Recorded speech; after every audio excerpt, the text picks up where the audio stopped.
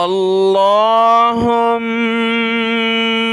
صل على محمد وعلى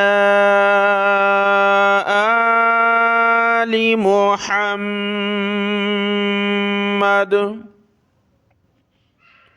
السلام علیکم ورحمۃ اللہ وبرکاتہ۔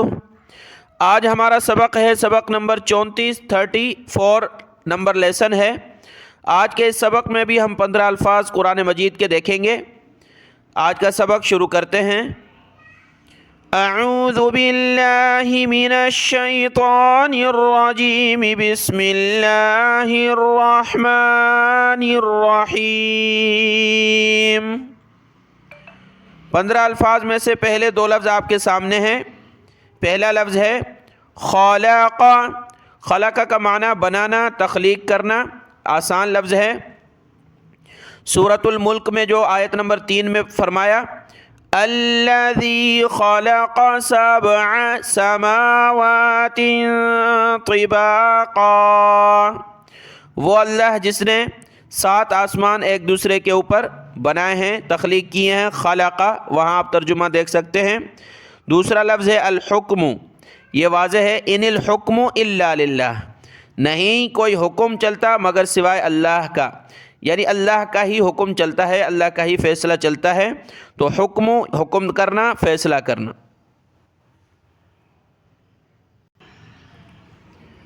اگلا لفظ ہے فسجدوا۔ سجدہ یسجد سے ماتھا زمین پر لگانا، سجدہ کرنا شرعی اعتبار سے، جس کو ہم سجدہ کہتے ہیں۔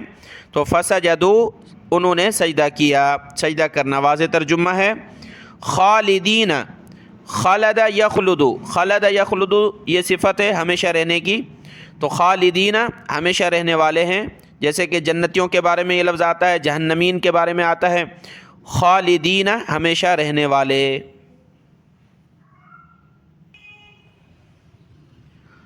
ترک یترک سے ہے، اس کا معنی ہے چھوڑنا، ترکنا ہم نے چھوڑ دیا، ترک یترک یعنی چھوڑنا۔ اس کی مثال دیکھیں،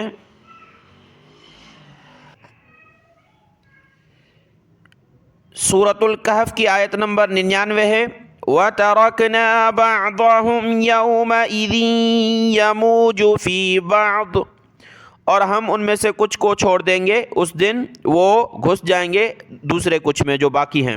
تو وَتَرَكْنَا، اور ہم چھوڑ دیں گے، ترک یترک کو چھوڑنا، اور نون علی زبر نا یعنی ہم چھوڑیں گے۔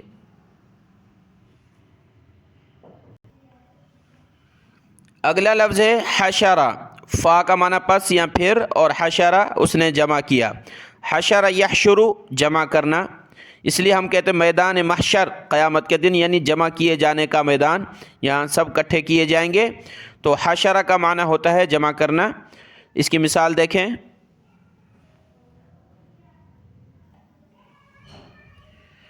پارہ نمبر 30 کی سورۃ النازعات کی آیت نمبر 23 ہے فحشر فنادا، پھر حشرہ جمع کیا، فنادا پھر اس نے اعلان کیا یعنی آواز دی۔ وہ فرعون کے بارے میں ذکر ہے۔ حشرہ یعنی جمع کرنا۔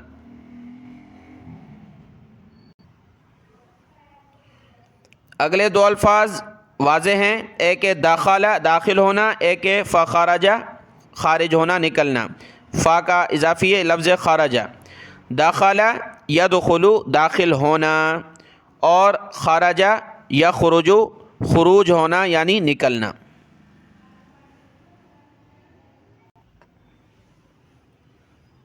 اگلا لفظ ہے ذکر یذکر، یعنی ذکر کرنا، یاد کرنا۔ کہتے ہیں کہ اللہ کا ذکر کریں، مراد اس سے اللہ کو یاد کریں، اللہ کے ناموں کے ساتھ۔ ذکر یاد کرنا، ذکر کرنا۔ یشعرون شعور رکھنا، علم ہونا، یعنی کسی چیز کے بارے میں احساس ہونا، اس کا علم ہونا، تو یہ مراد ہے شعور رکھتے ہیں۔ اور کسی چیز کا احساس نہیں ہے، اس کا علم نہیں ہے، اس کی اہمیت کا پتہ نہیں ہے، تو وہ شعور نہیں رکھتے۔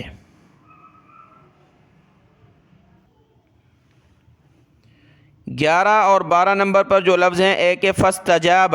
استجاب یستجیب سے معنی قبول کرنا۔ اللہ تبارک و تعالی نے فرمایا وقال ربکم ادعونی، تمہارے رب نے کہا ہے ادعونی مجھ سے دعا کرو، مجھ سے مانگو،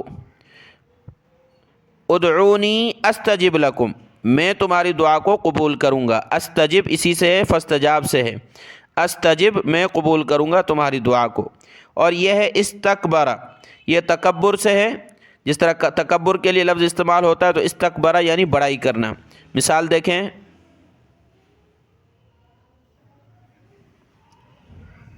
سورۃ الانفال کی آیت نمبر 9 میں دیکھیں، اذ تستغیثون ربکم فاستجاب لکم، یاد کرو جب تم اپنے رب سے فریاد کر رہے تھے تو اس نے تمہاری فریاد قبول کر لی، فاستجاب لکم تمہاری فریاد کو قبول کر لیا۔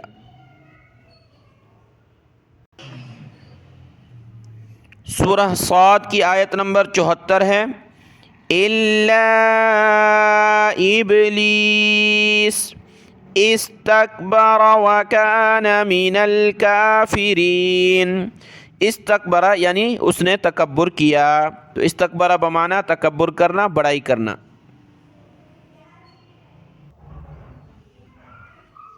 اگلا لفظ ہے استطاع، استطاع کا معنی طاقت رکھنا، استطاع بمعنی طاقت رکھنا۔ اور یستہزئ استہزاء کرنا، استہزاء یعنی کسی پر ہنسنا، اس کا مذاق اڑانا، یہ یستہزئ۔ دونوں کی مثال دیکھیں، سورۃ الکہف کی آیت نمبر 66 ہے اور 67 ہے، قال انک لن تستطیع معی صبرا، استطاع یستطیع یہ بمعنی طاقت رکھنا، اس نے کہا بے شک تو ہرگز طاقت نہیں رکھتا میرے ساتھ ٹھہرنے کی، صبر کرنے کی۔ تستطیع استطاعت رکھنا، طاقت رکھنا۔ سورۃ البقرہ کی آیت نمبر 14 میں ہے، وَإِذَا خَلَوْا إِلَىٰ شَيَاطِينِهِمْ قَالُوا إِنَّا مَعَكُمْ إِنَّمَا نَحْنُ مُسْتَهْزِئُونَ، وہ منافق لوگ جب اپنے شیطانوں کی طرف آتے ہیں کہتے ہیں ہم تو تمہارے ساتھ ہیں، ہم تو مذاق کر رہے تھے، یعنی مومنین کے ساتھ رہ رہے ہیں، ہم تو ان سے مذاق کر رہے ہیں، ہم ایمان نہیں لائے ان پر۔ تو مستہزئون مذاق کرنا، تمسخر کرنا کہ ان کے ساتھ رہتے ہیں، ان کو کہتے ہیں ہم مسلمان ہیں لیکن ہم تمہارے ساتھ ہیں۔